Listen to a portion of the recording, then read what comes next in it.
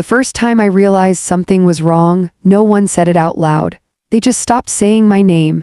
It happened on a quiet Sunday afternoon, the kind that usually smelled like cumin and slow-cooked lentils in my kitchen. I remember standing near the stove, stirring a pot that didn't really need stirring just to keep my hands busy. My grandson Oliver was in the living room, laughing at something on the television. That soft, careless laughter children have, it used to fill the whole house. But that day something felt thinner. Voices drifted in from the dining area. My son Thatcher, his wife Meadow, and my daughter Cassidy, who had come over earlier with a pie she barely touched. They were talking in low voices, too low. I couldn't hear the words clearly, just the rhythm of decision-making. The kind of conversation where people pause, weigh options, and settle on something that matters. I wiped my hands on a towel and stepped a little closer, not enough to be obvious, just enough to feel included without interrupting. "It's better this way," Meadow was saying. Thatcher sighed. "I just don't want it to become complicated." Cassidy didn't say anything at first. She had a habit of pressing her lips together when she disagreed but didn't want to argue. I waited. No one called me over.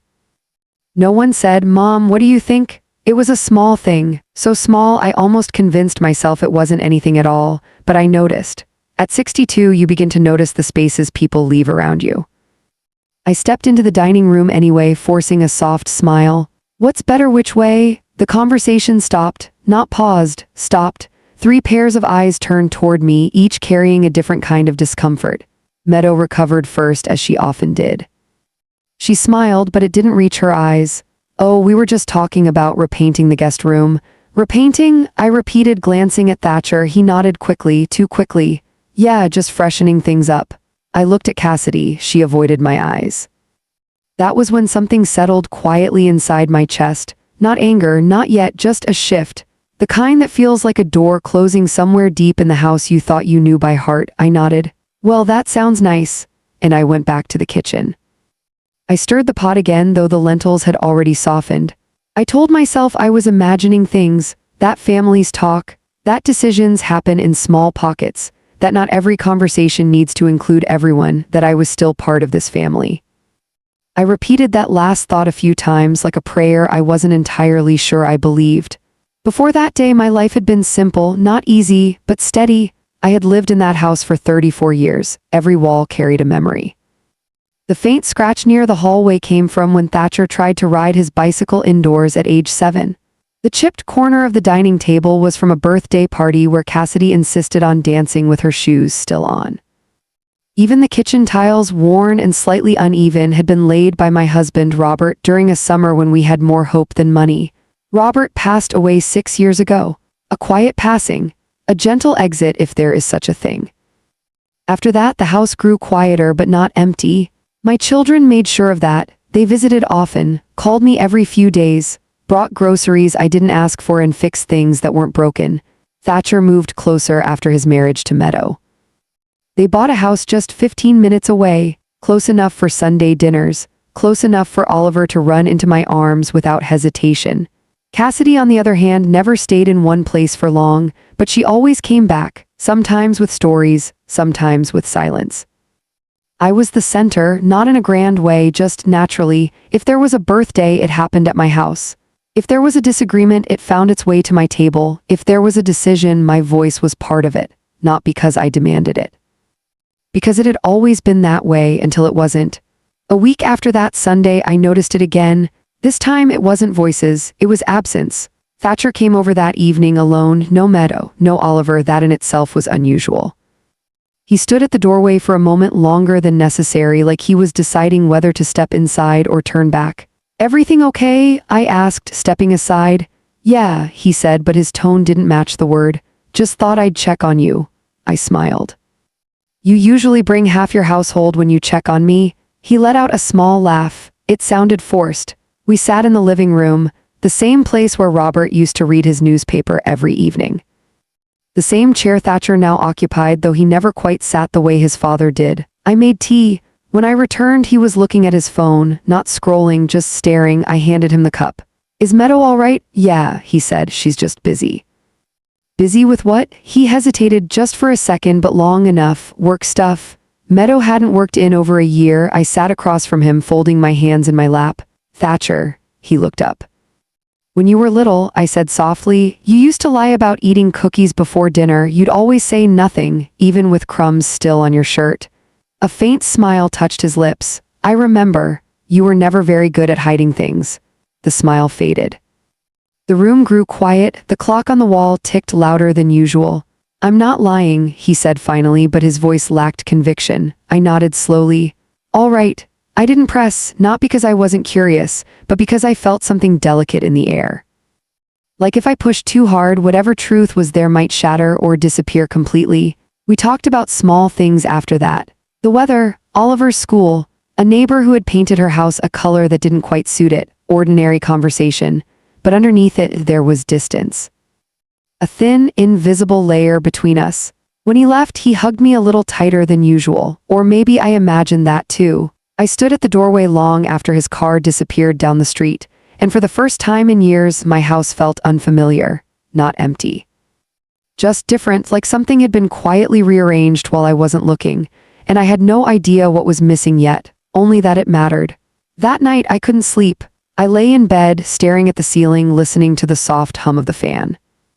Memories came and went, conversations replayed, that Sunday, the way they stopped talking. The way Cassidy avoided my eyes, Thatcher's hesitation, Meadows' careful smile, it wasn't one thing, it was a pattern, a quiet, deliberate shift, and the most unsettling part, no one had told me why.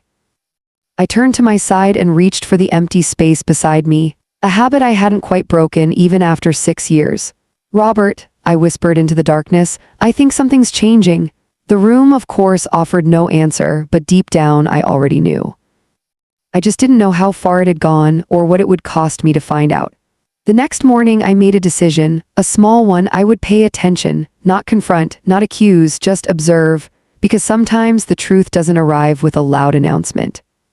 Sometimes it reveals itself in the quietest ways, in missing words, in avoided glances, in conversations that stop when you enter the room, and I had a feeling this was only the beginning. The next few days, I did exactly what I told myself I would do. I watched. Not in a suspicious way, not like someone searching for something to be wrong, just quietly, the way you watch rain gather on a window, not knowing yet if it will pass or turn into a storm. On Tuesday, Cassidy called me. That alone felt like a small relief. Her voice, even over the phone, had always carried a certain warmth, a kind of restless energy that made every conversation feel alive. Hey Mom, she said, light but slightly rushed. What are you doing? I just finished folding laundry, I replied. You, driving, she said. Thought I'd check in. There was a pause, not an uncomfortable one, just empty. Usually Cassidy filled silences with stories, something she saw, someone she met, a thought that had been sitting with her all morning. But this time she didn't, so I asked gently, everything all right? Yeah, she said quickly, why wouldn't it be? I smiled faintly even though she couldn't see me. No reason, just asking. Another pause, then she cleared her throat. Did Thatcher come by yesterday? Yes, I said. He mentioned work. A brief silence followed. Then almost too casually she said, oh, okay. That okay lingered, not because of what it meant, but because of what it didn't say. I leaned back in my chair, letting the cord of the phone rest loosely against my shoulder. Cassidy. When you say okay like that, I said softly, it usually means there's something else you're not saying.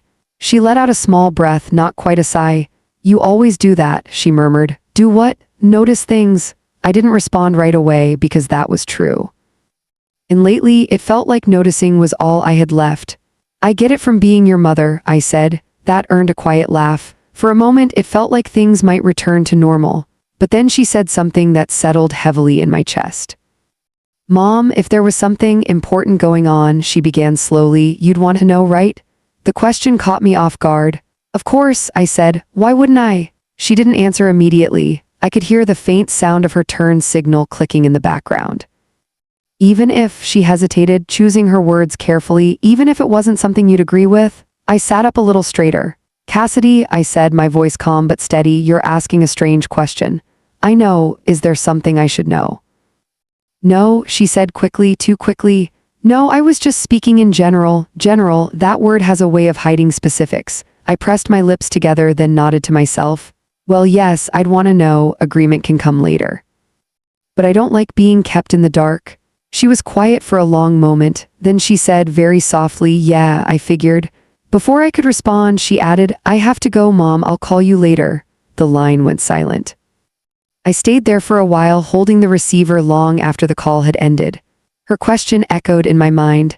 If there was something important going on, you'd want to know, right? Not would you understand, not would you support it, just would you want to know? And the answer was yes, but it seemed like no one had decided that for me. By Thursday, the pattern became harder to ignore. It wasn't just conversations anymore, it was decisions. Small ones at first. Thatcher canceled Sunday dinner. That hadn't happened in years. "We've got something planned," he said over the phone, his tone careful. "We'll come by next week." "Something planned?" I repeated. "Yeah," he said, "just family stuff." I let the words sit between us. Family stuff. I didn't ask what that meant. Because I had a feeling I already knew. It meant something I wasn't part of.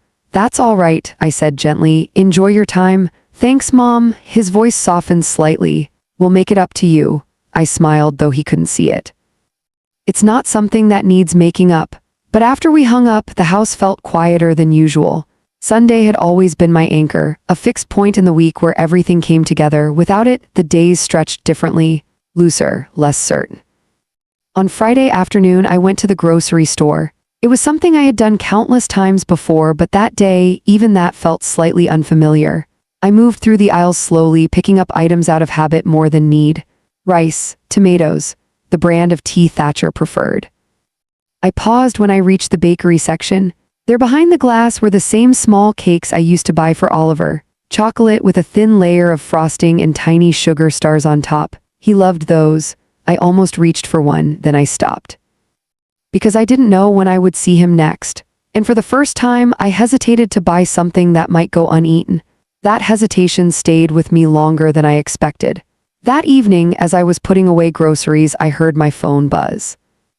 A message from Meadow. That too was unusual. She rarely texted me directly unless it was about something specific. I wiped my hands and opened it. "Hi Mom, hope you're doing well. Just wanted to check if you'll be home tomorrow afternoon." I read it twice. The wording felt formal, not cold, just distant. "Yes," I replied, "I'll be home." Her response came a minute later. "Great, Thatcher and I will stop by." No mention of Oliver. I stared at the screen for a moment before setting the phone down. Something in my chest tightened. Not fear, not yet, but anticipation, the kind that comes before something changes. The next day I woke up earlier than usual. I cleaned the house, though it didn't need cleaning. I rearranged things slightly, adjusted cushions, wiped surfaces that were already clean. Not because I expected judgment, but because I needed something to do. Waiting has a way of making time feel heavier. At around 3 in the afternoon, I heard the sound of a car pulling into the driveway. I stood by the window, watching. Thatcher stepped out first, then Meadow. No Oliver. That absence felt louder than anything else. I opened the door before they could knock. "Come in," I said, stepping aside. They both smiled, polite, measured. Meadow carried a small bag in her hand.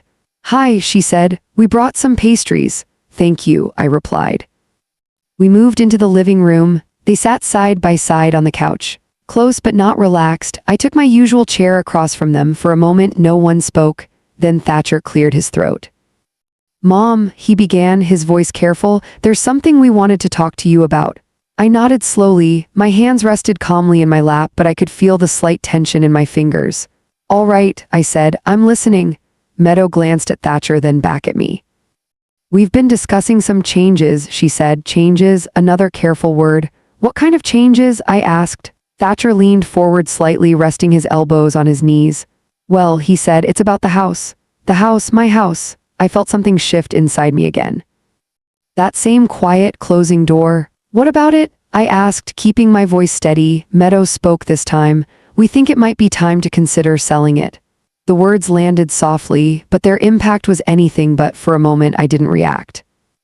I just looked at them, at my son, at the woman he had chosen to build his life with. "Selling it," I repeated. "Yes," Thatcher said, "it's just a big place, a lot to manage, and we've been thinking it might be better for you to move somewhere smaller. More convenient." "Convenient," I let out a small breath. "And this is something you've been thinking about," I said slowly, without me. Another silence, this one heavier. Meadow spoke carefully.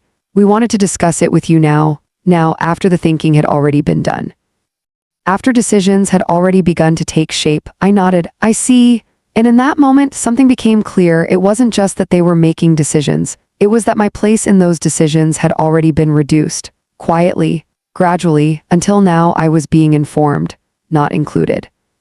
I looked at Thatcher again. "Tell me," I said gently, "when did this conversation start?" He hesitated. Meadow answered instead. "A few weeks ago." "A few weeks." So that Sunday when voices lowered and conversations stopped, that had been part of it. I felt the pieces come together.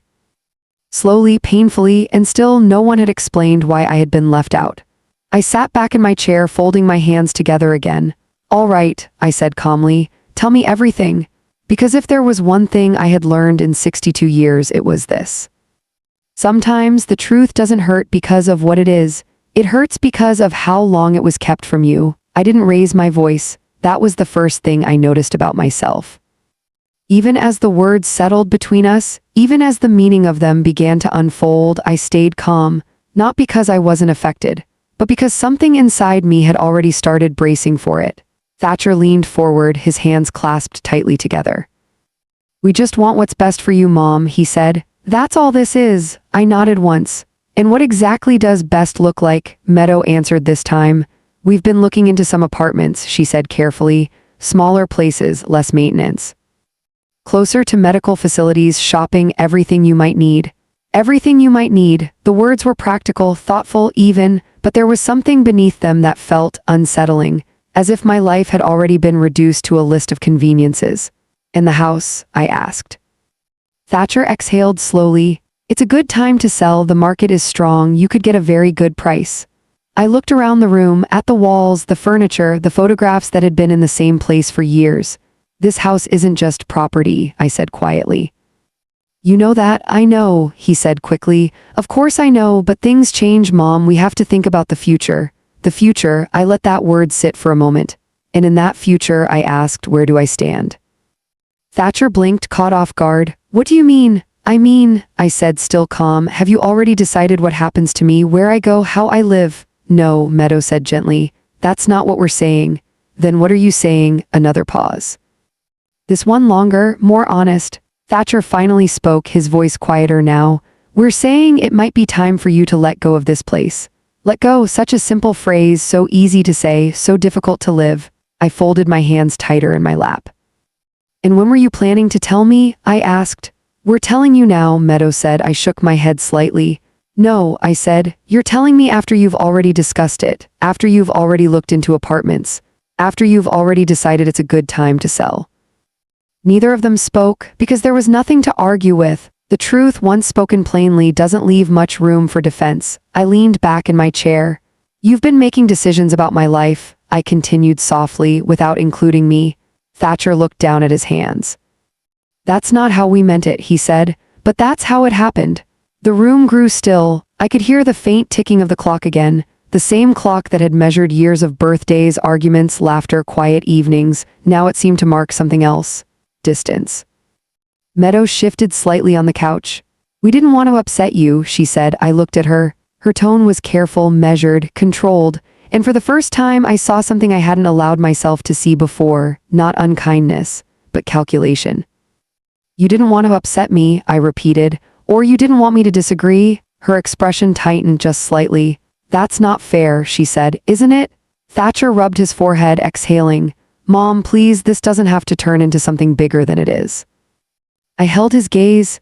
"It already has," I said quietly, because it wasn't about the house. Not really. It was about something much deeper, something harder to name: respect, place, belonging. For a while no one spoke. Then, gently, I asked the question that had been sitting in my chest since Sunday. "Who else knows?" Thatcher looked up. "What do you mean?" "I mean," I said, "have you talked to Cassidy about this?" Another hesitation. Then he nodded. "Yes." I felt something sink. Not sharply, not suddenly, but steadily. "And she didn't think to mention it to me?" I asked. "She didn't want to get involved," Meadow said quickly. "She thought it was better if we spoke to you directly." Better, that word again. So many things being decided as better without me. I nodded slowly. "I see." The room felt smaller now, the air heavier. I stood up, not abruptly, just deliberately. "I think I need some tea," I said. "Mom," Thatcher started. "I'll be right back," I added, gently but firmly. I needed a moment, just a moment, to breathe without being watched. In the kitchen, I filled the kettle and placed it on the stove. My hands moved automatically, years of habit guiding each small action, but my mind was somewhere else. I stood there staring at the counter, letting the silence settle around me. They had talked about selling my house. They had looked at apartments. They had discussed it with Cassidy. Weeks had passed, and I had known nothing, not because I hadn't asked, but because no one had chosen to tell me. I closed my eyes for a second, just 1 second, and in that brief darkness, a realization surfaced. Clear, unavoidable. This hadn't happened all at once. It had been building, quietly in small ways, conversations I wasn't part of. Decisions I wasn't included in, questions no one asked me anymore, the Sunday whispers, the avoided eye contact, Thatcher's hesitation, Cassidy's careful words. It wasn't just about the house, it was about my place in their lives, and that place had shifted, without my consent, without my knowledge. Without even a simple explanation. The kettle began to whistle softly. I turned off the stove, poured the water, watched the steam rise, and I made a decision, not a loud one, not dramatic, just clear. I would not let this continue quietly. If something had changed, then I deserved to know exactly what. When I returned to the living room, they both looked up, waiting. I handed them tea, sat back down, and this time I didn't soften my words. Before we talk about selling anything, I said calmly, I need you to be honest with me. Thatcher nodded. We are being honest. No, I said gently, you're being careful. Meadows' fingers tightened slightly around her cup. What do you want to know? She asked. I met her eyes, all of it. The room held still. Why now? I continued.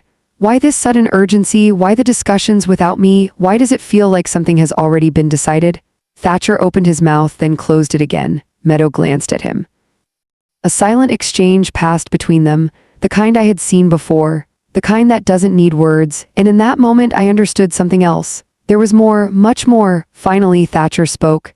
It's not just about the house, he admitted. I felt my chest tighten slightly. I know, I said. He took a breath. There are other things we've been thinking about, planning for. Like what? Another pause, then Meadow said it carefully, slowly. We've been discussing how to structure things moving forward, financially, legally. The words felt distant, formal, but their meaning was anything but. Structuring what? I asked. Thatcher looked at me, his expression conflicted. Your assets, he said quietly. The room fell silent, not the kind of silence that passes quickly.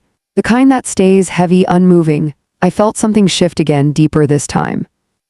Not just confusion, not just hurt, something sharper. Go on, I said, because now I needed to hear it, all of it. Your assets. The words stayed in the air long after Thatcher said them, not because I didn't understand them, but because I understood them too well. I sat very still, my hands resting lightly on my lap, my fingers no longer tense, just quiet. When you say my assets, I began slowly, what exactly are you referring to? Thatcher shifted in his seat as if the cushion beneath him had suddenly become uncomfortable. The house, he said, your savings, the land your father left you, things like that. Things like that, I nodded faintly. And you've been discussing these things. It wasn't a question, Meadow answered anyway. Yes, she said, we thought it would be responsible to start planning ahead. Planning ahead, I repeated. The phrase felt oddly clinical, as if my life had become a document to organize. In this planning, I continued, does it include me at any point? Of course it does, Thatcher said quickly. That's why we're here. I looked at him, really looked. At the way his shoulders were slightly hunched, at the way his eyes didn't quite hold mine for long, at the way his voice carried a trace of something I hadn't heard before. Not confidence, not certainty, something closer to unease. You're here now, I said gently. After weeks of conversations I wasn't part of, he exhaled. Mom, we didn't want to overwhelm you. I tilted my head slightly. With what? I asked. With all of this, he said, gesturing vaguely. Big decisions, legal matters, it can be stressful. I held his gaze. And you believed the best way to protect me from that stress was to remove me from the conversation entirely? He didn't answer, because there wasn't an answer that would sound right. Meadows stepped in again. We weren't removing you, she said. We were preparing. So that when we did come to you, we'd have clear options to present. Options, prepared, structured, each word placed carefully, each one sounding reasonable on its own. And yet together they formed something that felt deeply unreasonable. Options that you've already decided are best, I said quietly. That's not what we're saying, she replied, though her tone had grown slightly firmer now. I leaned back in my chair, studying them both. You've chosen a path, I said. You've discussed it, you've involved Cassidy, you've made plans. And now you're presenting it to me as if it's still open for discussion. Thatcher's jaw tightened slightly. It is open, he insisted. Is it? Another silence, this one more revealing than the others because neither of them rushed to fill it, and in that quiet, I felt the truth settle, not loudly, not dramatically, just clearly. They had already made up their minds. I stood up slowly, not out of anger, but because sitting there felt like agreeing to something I hadn't agreed to. I need you to explain something to me, I said, walking a few steps toward the window. The light outside had softened. Late afternoon, the same time of day when Robert used to sit with his tea watching the street in quiet contentment. What is it? Thatcher asked. I turned back to face them. When did I become someone you needed to manage? The question landed differently, not defensive, not argumentative, just honest. Thatcher blinked. Mom, that's not— No, I said gently, raising a hand just slightly. Let me finish. He fell quiet. I took a breath. For years, I continued, I've made my own decisions. I've managed this house, this family. I've handled finances, responsibilities, everything that comes with building a life. My voice didn't rise, it didn't need to. And now, I said, I'm sitting here listening to my own son tell me that my assets are being discussed, my home is being considered for sale, and plans are being made without me. I let that settle. Then I asked very softly, why? The room held still. Not one of them moved, because this wasn't about logistics anymore. This was about something deeper, something harder to justify. Thatcher looked at Meadow. Meadow looked back at him. That silent exchange again, only this time it felt heavier, more deliberate. Finally, Thatcher spoke. It's not about taking control, he said. It's about making sure everything is secure. Secure from what? I asked. He hesitated, and in that hesitation I felt something shift again. This was it. The part they hadn't said yet. The part they had been circling around. Meadow spoke this time, carefully. We're concerned, she said. I felt my chest tighten slightly. Concerned about what? Another pause, then quietly she said, about you managing everything on your own. The words were gentle, soft, but their meaning cut deeper than anything else that had been said. I stood very still. I've been managing on my own for 6 years, I replied. Since your father passed.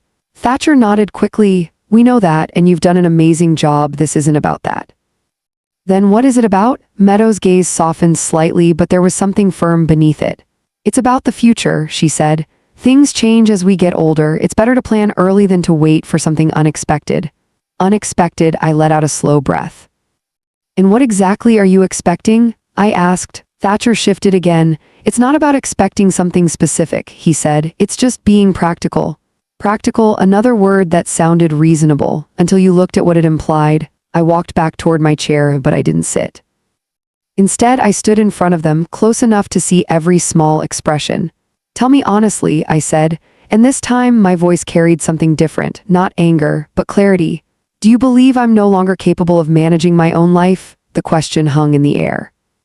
Heavy, unavoidable. Thatcher opened his mouth, then stopped. Meadow didn't answer either, and in that silence I got my answer.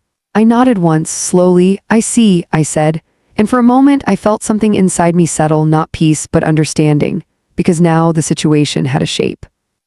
A name. It wasn't just about the house. It wasn't just about finances. It was about how they saw me. How they had begun to see me, not as the center, not as the one who held things together, but as someone who needed to be handled, managed. Protected from her own decisions, I looked at Thatcher again, my son, the boy who once couldn't lie about cookies, now sitting across from me, unable to meet my eyes. When did this change for you? I asked quietly. He looked up, startled. What do you mean? When did you start seeing me this way? His expression tightened. I don't see you any differently, he said. I held his gaze. You do, I replied, or we wouldn't be having this conversation. He shook his head slightly. Mom, you're misunderstanding. No, I said, gently but firmly. I'm understanding very clearly.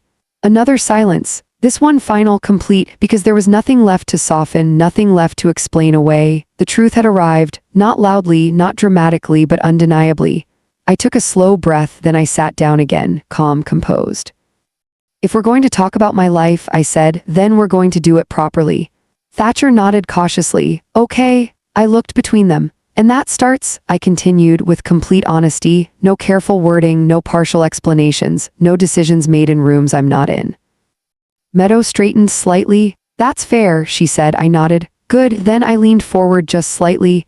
And the first thing I want to know is this. I paused, because this question mattered more than anything else. More than the house, more than the money, more than the plans. Who suggested all of this? The room went very still. Thatcher glanced at Meadow. Meadow didn't look at him, and in that single moment I understood something I hadn't allowed myself to see before. This hadn't come from Thatcher alone, not entirely. There had been influence, direction. A quiet shaping of decisions, and now I was finally close enough to see it. The silence after my question felt different from the others, not uncertain, not confused. This one was deliberate, careful, measured. Thatcher didn't answer. Meadow didn't look at him this time. She looked at me. And in her expression I saw something I hadn't fully acknowledged before. Not cruelty, not even malice, but certainty. The kind that doesn't ask permission, the kind that moves forward whether others are ready or not. It wasn't one person, she said finally. Her voice was calm, controlled. But it carried weight. I held her gaze. Then explain it to me. She nodded slightly as if she had expected this moment. We started talking about it together, she said, after a few things came up. What things? I asked. Thatcher shifted beside her. Meadow. It's all right, she said gently, though her tone suggested it wasn't entirely a request. Then she looked back at me. Small things at first, she said. Nothing serious, just observations. I felt my chest tighten slightly. What kind of observations? She hesitated just for a fraction of a second, then she continued. You've seemed more forgetful lately. The word landed quietly. Forgetful. I blinked once, slowly. I forget things, I said. Everyone does. Yes, she agreed. Of course, but it's not just that. Thatcher spoke this time, his voice lower. Mom, last month you left the stove on. I looked at him. I turned it off, I said. After a while, he replied gently. The pan was already burnt. I felt something stir inside me, not panic, not even anger. Just resistance. That happens, I said. It doesn't mean I can't manage my home. No one is saying that, Meadow said quickly. I looked at her. That is exactly what you're saying, I replied, still calm. She exhaled slowly. We're saying we've noticed changes, she said. And we'd rather address them early than ignore them. Address them as if I were a situation to be handled. I folded my hands again, steadying myself. What else? I asked, because now I needed to hear it all. If they had built this picture of me, I wanted to see every piece of it. Meadow didn't hesitate this time. You missed Oliver's school event, she said. I wasn't told about it, I replied. Thatcher frowned slightly. We mentioned it at dinner. No, I said quietly, you didn't. He hesitated, then looked down. Meadow continued. You forgot Cassidy's birthday call. I called her the next morning, I said, but you forgot the day itself. I let out a slow breath, each example small, individually harmless, but together they were building something, a narrative. When I hadn't agreed to, one missed call, I said, does not mean I need to give up my home. No, Meadow said, but patterns matter. Patterns, I repeated the word silently, because that was what this had become, not a conversation, not a discussion, an evaluation. And I was the subject. I stood up again. This time I walked slowly toward the bookshelf, ran my fingers lightly along the spines, books I had read, cookbooks with notes in the margins, old photo albums tucked between them. I pulled one out, opened it. There was Thatcher at 8 years old, missing his front tooth, smiling at the camera with a kind of fearless joy. There was Cassidy standing beside him, her arms slung over his shoulder as if she had always known she needed to protect him. And there I was, behind them. Watching, holding everything together, I closed the album gently, turned back to face them. You've taken moments, I said, and turned them into a conclusion. Thatcher shook his head. That's not what we're doing. It is, I replied. You've decided something about me and now you're gathering reasons to support it. That's not fair, Meadow said, her voice tightening slightly. I met her gaze. Isn't it? She held my eyes for a moment, then looked away, and in that small movement I saw something shift. Not doubt but discomfort, because somewhere, perhaps quietly, she knew. I stepped closer, not confrontational, just present. You think I'm becoming incapable, I said. No, Thatcher said quickly. That's not. Then what do you think? I asked. He fell silent, because this time there was no careful wording left. No softer version of the truth. Meadow spoke again. We think you might need support, she said. Support? a gentler word but carrying the same meaning. And that support, I asked, looks like selling my home and restructuring my finances? She hesitated. Yes, she said. I nodded slowly. And who would manage those finances? I asked. Thatcher looked up. Well, we would help. We, I repeated. He nodded. Yes. I let the word settle. We, not me, not my decisions. We, a shared control, a shared authority over my life. I walked back to my chair, sat down, and for the first time since they arrived, I felt something else rise inside me. Not confusion, not hurt. Clarity, sharp, quiet, unmistakable. You've already decided, I said. Thatcher opened his mouth. Mom, no, I said gently. Listen to me. He stopped. You've decided I'm no longer capable of managing things on my own. You've decided the house should be sold. You've decided my finances need to be handled differently. I looked at Meadow, and you've convinced yourselves that this is for my benefit. Her expression didn't change. But her silence spoke. I leaned back slightly. And what you didn't consider, I continued, is how this would feel. Thatcher's face softened. We did consider it, he said. We just didn't want to upset you. I gave a small, almost tired smile. You didn't want to upset me, I said, so you went ahead and built a plan for my life without me. He looked down again because there was no answer to that. For a moment, no one spoke. Then I asked the question that had been quietly forming in my mind. Have you spoken to anyone else about this? Thatcher frowned slightly. What do you mean? A lawyer, I said. An advisor, anyone outside this family. Another pause, then Meadow answered, yes. The word was simple, but it carried everything. I felt my breath slow. Who? I asked. She hesitated, then said, a financial consultant, just to understand options. Options, always options, I nodded. And did this consultant suggest that I'm no longer capable? No, she said quickly. Of course not. Then this conclusion, I said softly, came from you. Another silence, and in that silence everything became clear. I stood up one last time, not because I needed to move, but because I needed them to see me clearly, not as an idea. Not as a concern, but as I was. I want you both to listen carefully, I said. My voice was calm, steady, but it carried something new, something they hadn't heard from me before, authority. I am not confused, I continued. I am not incapable.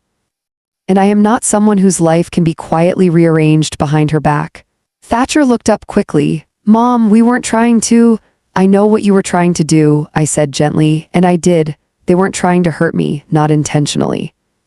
They were trying to control uncertainty, to make things predictable, manageable, safe, but in doing so they had taken something from me, my place, my voice, my right to decide. And I understand your concern, I said. Truly I do. Meadow's shoulders relaxed slightly. But understanding, I added, does not mean accepting. That shifted the air again, subtly but unmistakably. I took a slow breath, then said the words that would change everything that followed. If we are going to talk about my future, I paused, because this mattered. Then we're going to do it on my terms? The room fell still. Thatcher blinked. Meadow straightened slightly. And for the first time since this conversation began, they weren't guiding it anymore. I was. They didn't interrupt me. That was the first difference. Until that moment, every sentence had felt like it belonged to them, guided, shaped, softened into something that sounded reasonable. But now the space had shifted. Quietly, firmly, I remained standing for a moment longer, letting the silence settle where my words had landed. Then I sat down again. Calm. Centered, certain. If we're going to continue this conversation, I said, then we're going to slow it down. Thatcher nodded cautiously. Okay. Meadow didn't speak, but she watched me closely now, not with calculation this time, with attention, the kind people give when they realize something has changed. You've both spent weeks thinking about this, I continued, discussing it, planning it, deciding what you believe is best. I paused. I've had less than an hour. That settled over them. Thatcher shifted slightly. We didn't mean to rush you. I know, I said gently. But that's what it feels like. He nodded, and for the first time I saw something soften in him, not defensiveness, something closer to reflection. I'm not going to make any decisions today, I said. Meadow opened her mouth slightly, then closed it again. That's fair, she said after a moment. I inclined my head. Good, then I leaned forward just a little. But there are things I am going to do. Thatcher looked at me, attentive now. What things? I held his gaze. I'm going to understand exactly what you've been planning. He nodded slowly. All right. I'm going to speak to Cassidy, I added. That caused a slight shift in both of them. Meadow's fingers tightened around her cup again. Thatcher exhaled quietly. That's fine, he said. She already knows about this? I'm aware, I replied, and my tone carried just enough weight for them to understand that awareness did not mean acceptance. I'm also going to speak to my own advisor, I continued. Meadow blinked. Your advisor? Yes, I said. Someone who works for me, not someone you've already consulted. That was the first moment Meadow looked unsettled, only slightly, but enough. That's reasonable, she said. I nodded. And until I've done those things, I added, nothing changes. The words were simple, but they carried finality. Thatcher hesitated. Mom, we weren't planning to do anything immediately. I'm not assuming you were, I said gently. I'm making it clear. He felt quiet, because now the direction of the conversation had shifted completely. For a moment, no one spoke. Then softly Thatcher said, we're just worried about you. I looked at him, and this time I didn't see hesitation. I saw something else, something familiar. The same concern he used to have as a child when I was sick and he would sit quietly at the edge of my bed, not knowing what to do but wanting to do something.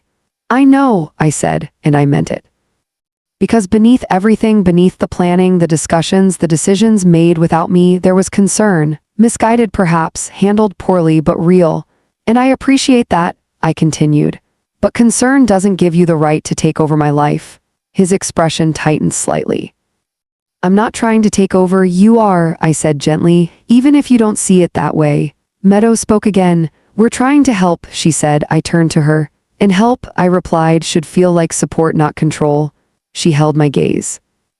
And for the first time, she didn't respond immediately, because somewhere quietly she understood the difference. The room grew still again, but this silence felt different, not heavy, not tense, just honest. After a moment, Thatcher stood up. I think we should give you some time, he said. I nodded. That would be best. Meadow rose as well. She adjusted the strap of her bag slightly, then looked at me. We didn't mean to hurt you, she said. I studied her for a moment, and what I saw was not cruelty. Not even manipulation the way I had first thought. What I saw was certainty, a belief that she was doing the right thing, that her way was the better way, and that belief had left no room for me. I believe you, I said, and I did. But belief didn't erase what had happened. It didn't undo the quiet exclusion, the weeks of conversations I had not been part of, the decisions that had been shaped without my voice. Thatcher stepped closer. Call me all right, he said softly, after you've had time to think. I will, I replied. He hesitated for a moment, then he hugged me, tightly, the way he used to when he was younger. For a brief second I felt that old connection, that simple, unquestioned bond. Then he stepped back, and it was gone again. They left together. The door closed softly behind them, and just like that, the house was quiet. I stood there for a long time in the middle of the living room, not moving, not thinking, just standing. Because sometimes, after something shifts, you need a moment to understand where everything has settled. The clock ticked, the light outside dimmed slightly. A car passed down the street. Ordinary sounds, ordinary moments, but nothing felt ordinary anymore. I walked slowly through the house, from room to room, the kitchen, the hallway, the small study where Robert used to keep his papers. The guest room they wanted to repaint. Each space carried something, a memory, a feeling, a piece of a life I had built. And as I moved through it, one thought kept returning, not fear, not even sadness, something quieter, more precise. They had already begun to imagine my life without me at the center of it. They had adjusted the picture, rearranged the pieces, decided where I should go, how I should live, what I should let go of, and they had done it carefully, thoughtfully, without raising their voices. Without confrontation, but also without me. I stopped in the kitchen, the same place where this had begun, where I had first noticed the lowered voices, the missing words. I rested my hands lightly on the counter, and I allowed myself to feel it, fully, not just the situation. But what it meant I was no longer being seen the way I once had been, not as the one who held things together, but as someone who needed to be guided, managed, protected, and perhaps in their minds gradually moved aside. I closed my eyes for a moment, just a moment, and when I opened them again, the confusion was gone, the doubt was gone, what remained was clarity, and with it, a decision. The next morning I called Cassidy. She answered on the second ring. Hey, Mom. Her voice was softer than usual, careful. You knew, I said. I didn't raise my voice, I didn't accuse, I simply stated it. There was a pause, then quietly she said, yes. I nodded to myself, I thought so. I didn't know how to tell you, she added quickly. Thatcher said he would handle it. And you agreed with him? I asked. Another pause.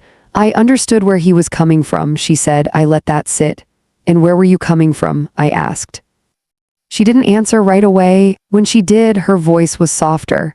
I didn't think it was right to leave you out, she admitted. Something in my chest shifted, not relief, but recognition, because that was the first honest acknowledgement of what had happened.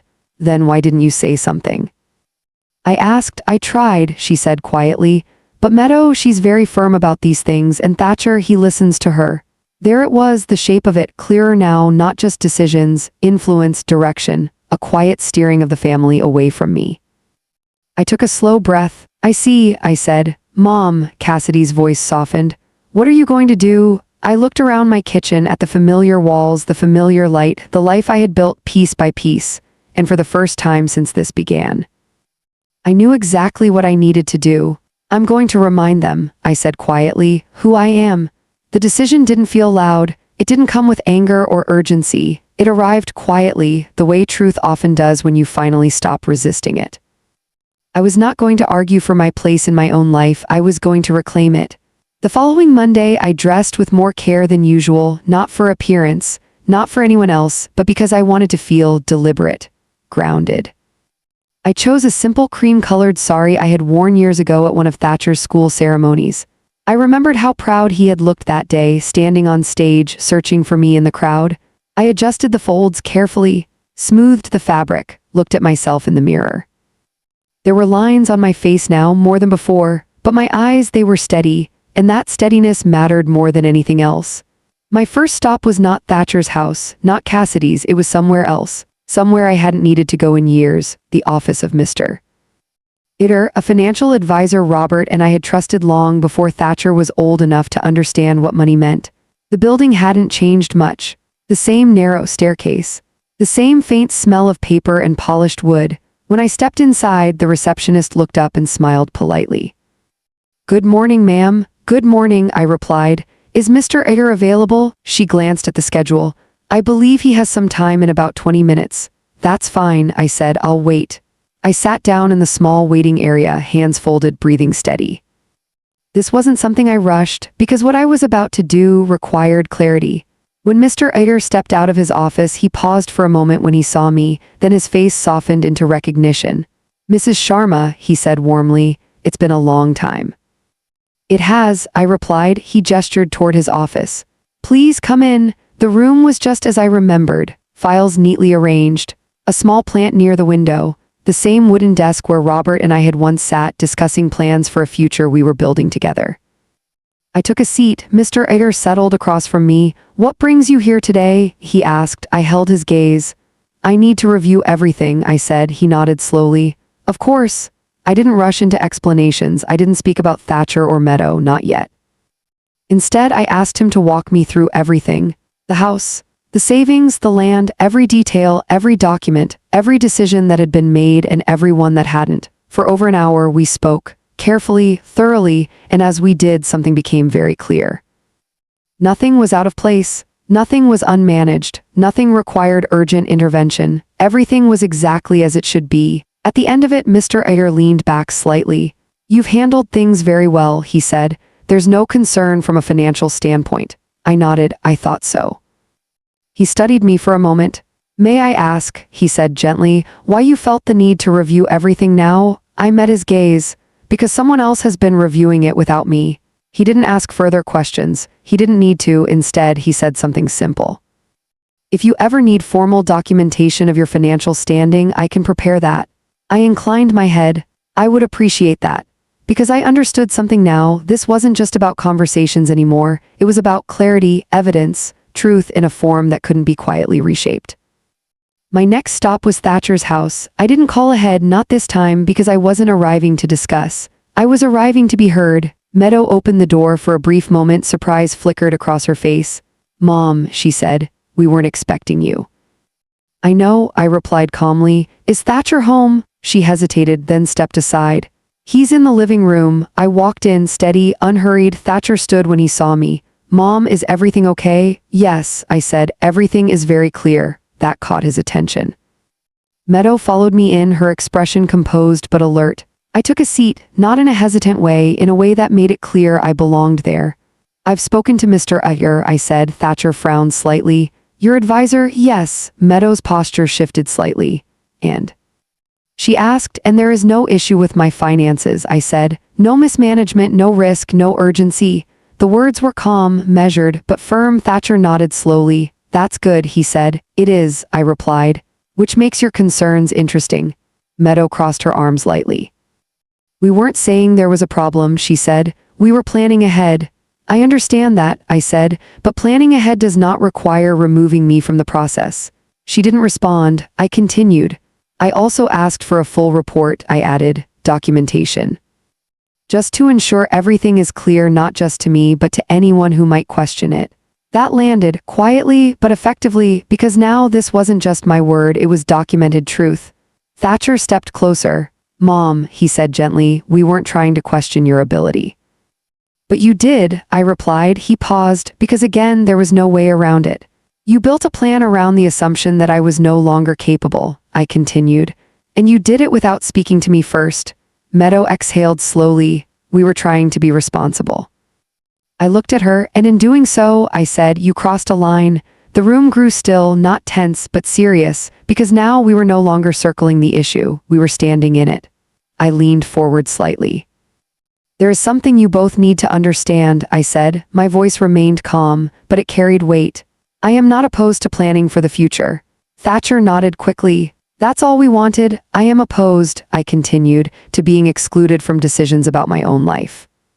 That stopped him. Meadow held my gaze. And that, I added, is what happened. Silence, clear, unavoidable. I sat back, let the moment settle, then I spoke again. I will decide what happens to my home, I said. I will decide how my finances are managed. And if I ever need help, I will ask for it. Thatcher swallowed slightly. Of course, he said. Meadow didn't speak, but her posture had changed. Less certain now, more aware. I stood up, not abruptly, just with purpose. I understand that your intentions were not harmful, I said, but intentions do not erase actions. Thatcher looked down. Meadow remained still. And from this point forward, I continued, there will be no more decisions made without me. I let that settle, then I softened just slightly. Because I am still here, I said, and that was the truth they needed to hear, not as a reminder, as a fact. For a moment no one spoke, then quietly Thatcher said, I'm sorry, Mom. I looked at him and I believed him. Because his voice carried something real, not defensiveness, not justification, just recognition. Meadow spoke next. We should have included you, she said. Her tone was measured, but sincere. I nodded. Yes, I said, you should have. I didn't stay long after that. Because this wasn't about prolonging the moment. It was about setting it right, and that had been done. As I walked toward the door, Thatcher called after me. Mom, I turned. Will you think about what we said about the future? I considered that for a moment. Then I nodded. I always do, I said, and I meant it, because thinking was never the issue, being excluded had been. When I stepped outside, the air felt different, not lighter, not heavier, just clear. And as I walked back to my car, one thought settled quietly inside me. This wasn't the end of the story, it was the turning point, because something had shifted, not just in them, but in me, and from this point forward, I would not allow myself to be quietly moved to the side again.